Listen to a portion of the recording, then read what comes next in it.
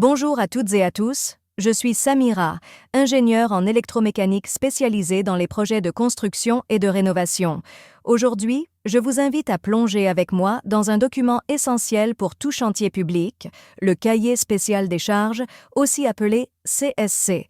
Que vous soyez étudiant, ingénieur, architecte ou simplement curieux du monde du bâtiment, cette vidéo va vous donner une base solide pour comprendre comment ce document structure un projet du début à la fin.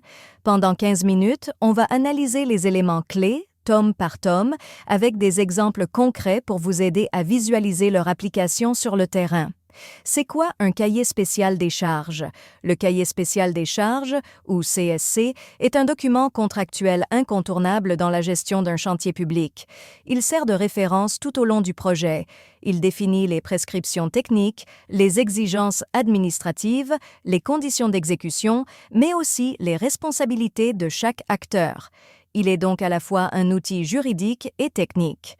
Pour faire simple, le CSC permet de garantir que toutes les parties impliquées sur un chantier travaillent avec les mêmes règles du jeu. Il décrit ce qu'on attend de l'entreprise, quels matériaux utiliser, quelles normes respecter et quelles méthodes appliquer.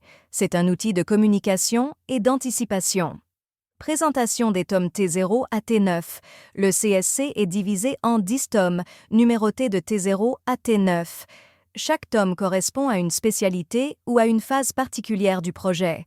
Leur lecture chronologique donne une vision globale de l'ouvrage, de sa préparation jusqu'aux finitions. Je vais vous les présenter l'un après l'autre, de manière simple, pratique et imagée. Tome 0. Organisation de chantier. Le tome 0 pose les bases de l'organisation du chantier. Il détaille comment installer le site, gérer les accès, respecter les règles de sécurité et planifier les interventions. Il précise les documents à remettre avant le début du chantier, pendant l'exécution et à la réception. C'est un tome stratégique, car une bonne organisation conditionne la réussite du reste. Par exemple, il prévoit la mise en place de barrières, de chemins d'accès temporaires ou encore l'emplacement des grues et des zones de stockage. Tome 1. Terrassement et fondation. Dans ce tome, on entre dans le vif du sujet avec les terrassements. On parle ici des déblais, des remblais, du nivellement du terrain et des fouilles, qu'elles soient manuelles ou mécaniques. Il couvre aussi les empierrements, les semelles filantes ou isolées, les radiers et les pieux. Bref, tout ce qui prépare le terrain pour recevoir la structure du bâtiment. Ce tome est crucial pour garantir la stabilité future du bâtiment en fonction de la nature du sol. Tome 2. Éléments de structure, gros œuvres. Le tome 2 traite des éléments porteurs du bâtiment, le béton armé, qu'il soit coulé sur place ou préfabriqué, l'acier de structure, les escaliers, les planchers et les murs porteurs. On y trouve aussi les exigences concernant les coffrages, les armatures, les joints de dilatation et même les réparations du béton. C'est un tome technique, mais fondamental, car il garantit la solidité et la durabilité de l'ouvrage. Un exemple, le dosage du béton y est précisé en fonction des charges supportées. Tome 3, travaux de toiture. Ce tome s'intéresse à tout ce qui concerne les toitures, l'étanchéité, l'isolation, les couvertures plates ou inclinées et l'évacuation des eaux de pluie. On y détaille aussi les types de membranes, les fixations, les techniques de soudure et les pentes minimales. Que ce soit une toiture en zinc, en EPDM ou en tuiles, les exigences sont listées pour garantir une bonne protection contre les intempéries. Tome 4. Fermeture et finition extérieure. Fenêtres, portes, volets roulants, vitrage, protection solaire. Ce tome recense tout ce qui ferme l'enveloppe du bâtiment. On y définit les matériaux, bois, aluminium, PVC. On y retrouve aussi les critères d'isolation thermique, acoustique, de sécurité et même de résistance au feu. Ce tome assure la continuité entre intérieur et extérieur et joue un rôle important dans le confort des usagers. Tome 5. HVAC. Le tome HVAC pour Heating, Ventilation and Air Conditioning est central pour garantir un bon confort intérieur. Il couvre les systèmes de chauffage, de ventilation et de refroidissement. On parle ici de chaudières, de pompes à chaleur, d'échangeurs, de régulation, de filtres, de gaines et de grilles. La qualité de l'air, les températures ambiantes, l'humidité, Tout est encadré. Ce tome est très technique et fait souvent l'objet de missions spécifiques confiées au bureau d'études. Tome 6. Installation sanitaire. Ici, on s'intéresse à la distribution d'eau potable, aux circuits d'eau chaude et froide, aux équipements sanitaires, au système d'évacuation des eaux usées et des eaux pluviales. Il traite aussi des pompes de relevage, des filtres, des surpresseurs et même des récupérateurs d'eau de pluie. L'hygiène, la pression de l'eau et la conformité aux normes sanitaires sont les mots-clés de ce tome. Tome 7. Électricité. Le tome 7 est l'un des plus complexes. Il concerne les installations électriques aussi bien en basse qu'en haute tension. Il détaille les câbles, les chemins de câbles, les tableaux électriques, les disjoncteurs, les prises, les luminaires et même les systèmes de secours comme les groupes électrogènes et les onduleurs. Chaque installation est définie selon les normes en vigueur.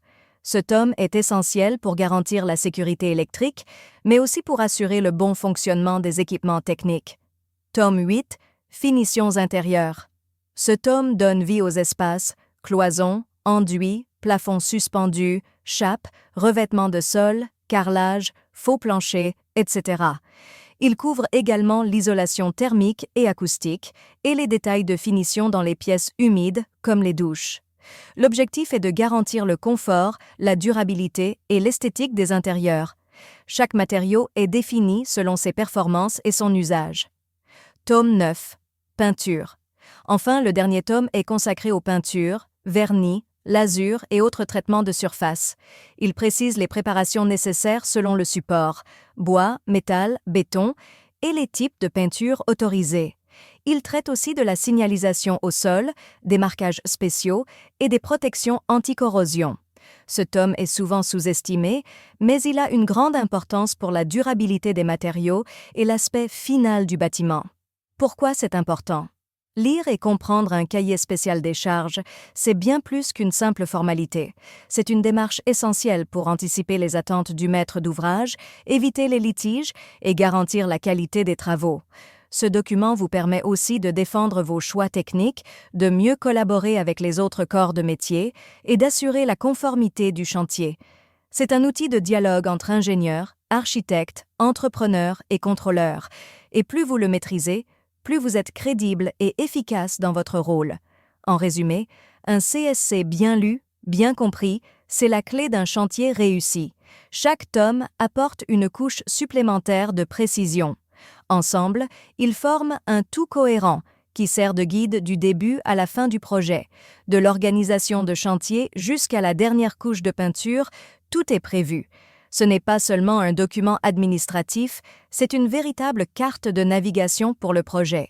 En tant qu'ingénieur, je peux vous dire que c'est un allié précieux, surtout lorsqu'on doit prendre des décisions rapides sur le terrain. Merci d'avoir suivi cette vidéo jusqu'au bout. J'espère qu'elle vous a aidé à y voir plus clair sur le rôle du cahier spécial des charges. Si vous avez envie que je creuse un tome en particulier, dites-le moi en commentaire. Je peux par exemple faire une vidéo complète sur le HVAC ou l'électricité avec des schémas, des exemples réels et des erreurs à éviter. Pensez à vous abonner à la chaîne, à activer la petite cloche pour ne rien rater et à partager la vidéo à vos collègues ou camarades de classe. À très bientôt sur la chaîne pour un nouveau sujet autour de la construction, de l'ingénierie et du terrain. C'était Samira, à la prochaine.